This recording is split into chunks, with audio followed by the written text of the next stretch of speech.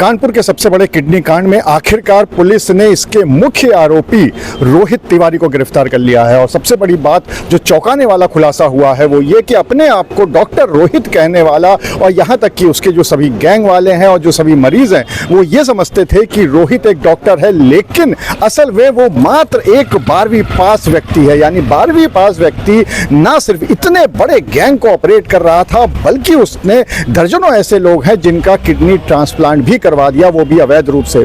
Police ने अब इसको गिरफ्तार कर लिया है। सबसे बड़ी बात यह भी है कि इसके ऊपर पुलिस ने 25,000 का इनाम घोषित किया था और उसके बाद इसकी गिरफ्तारी आज संभव हो पाई है। तो सबसे पहले हम आपको ये दिखाते हैं कि जब इसको गिरफ्तार करके लाया गया तो इसने अपनी पढ़ाई के बारे में क्या बताया।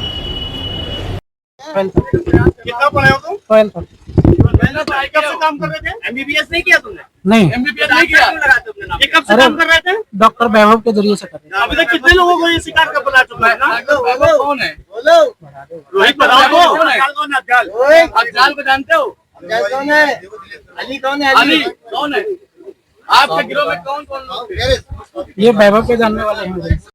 इस पूरे मामले में पुलिस के आला अधिकारियों को भी और जानकारियां मिली हैं, जिसके तहत ये पहले एक डेंटिस्ट के यहाँ भी काम किया करता था और वहीं से ये पूरे ऐसे लोगों के संपर्क में आया जहां से यहाँ डॉक्टरों को लेकर वो पूरा जाया करता था, कानपुर भी आता था और यहाँ पर फिर किडनी ट्रांसप्लांट के इस पूरे गोरख धंधे को अंजाम दिया जाता था। इस पूरे मामले में पुलिस के आला अधिकारियों का क्या कहना है, चलिए आपको वो भी सुनाते हैं। देखिए, ये मुख्य आरोपी है जिसका नाम राहुल तिवारी है। ये मूलतः बिलग्राम जनपद हरदोई का रहने वाला है। अभी फिलहाल ये गाजियाबाद में भी रहा है। जो ये 25,000 का इनामिया था, इस पूरे प्रकरण में ये एक तरह से मास्टरमाइंड था। इसकी आज सुबह गिरफ्तारी की गई है जीटी रोड से। जब इससे पूछताछ की गई तो ये पता चला कि ये डॉक्टर्स की टीम अरेंज करता था जो मेरठ से लेकर के आते थे, मेरठ से और ये टीम आती थी। अब इसमें अभी तक कुल 9 व्यक्तियों की गिरफ्तारी हुई है। ये 10वां अभियुक्त है जो गिरफ्तार करके इसको जेल भेजा जा रहा है। इसमें जब इससे पूछताछ हुई तो इसने बताया कि इसने जो 2 इसके पास मोबाइल थे वो इसमें फेंक दिया है। वो इसके पास से मोबाइल इसके बरामद नहीं हुए हैं। कुछ इंपॉर्टेंट डॉक्यूमेंट्स जो इसके पास से मिल सकते थे वो अभी हमें मिल नहीं पाए हैं। शीघ्र ही प्रयास किया जा रहा है कि इसका मोबाइल भी हम लोग बरामद करें। इसमें जो अन्य अभियुक्त हैं, जैसे डॉक्टर अली जो ऑपरेशन करता था वो, अमित, वैभव, इन लोगों की गिरफ्तारी के लिए टीमें लगातार दबिश दे रही हैं। जल्दी ही इनकी गिरफ्तारी सुनिश्चित की जाएगी। सही कितना पढ़ा हुआ है? ये इसमें बताया है कि बेलग्राम से ही ये 12th पास है।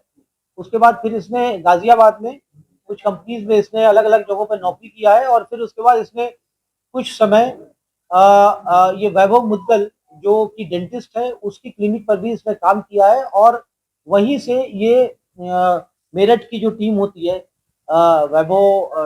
वैभव और अमित, ये इनके संपर्क में आता है और फिर वहां से ये रैकेट ऑपरेट करता है। उसने बताया कि अब तक कितने लोगों के लोग अपना शिकार बनाया है? पूछताछ जो अभी हमारी इनिशियल पूछताछ हुई है, क्योंकि अभी सुबह ही इसकी गिरफ्तारी हुई है तो अभी बहुत डिटेल में पूछताछ नहीं हो पाई है। निश्चित ही हम लोग इसका पुलिस कस्टडी रिमांड लेंगे डिटेल में पूछताछ करने के लिए।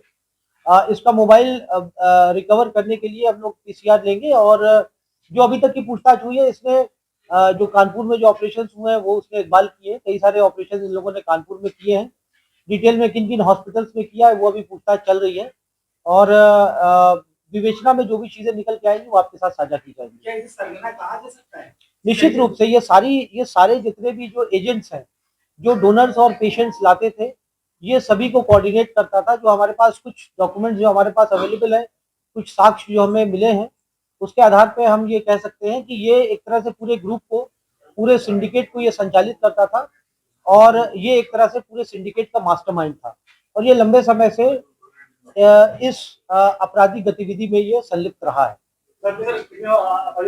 ये 2018 से जो इसने अपने बयानों में कहा है कि 2018-19 से ये लगातार इस तरह के जराइम को अंजाम दे रहा है।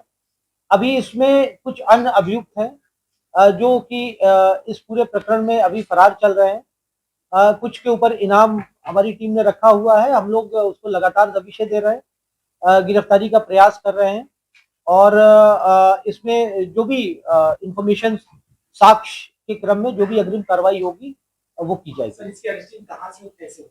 ये जीटी रोड पे की गई है अरेस्टिंग है, अर्ली मॉर्निंग अरेस्टिंग हुई है और ये आज मंडे था, ये कोर्ट से रिलीफ लेने के लिए ये फिराक में था और वहीं पर जो मुखबिर के द्वारा सूचना मिली और इसकी अरेस्टिंग की गई है। कितना इनाम है? इसके ऊपर 25,000 का इनाम किया गया था। ये इसने अपने जो मोबाइल्स है उसको इसके कथनानुसार इसने कहीं फेंक दिया है।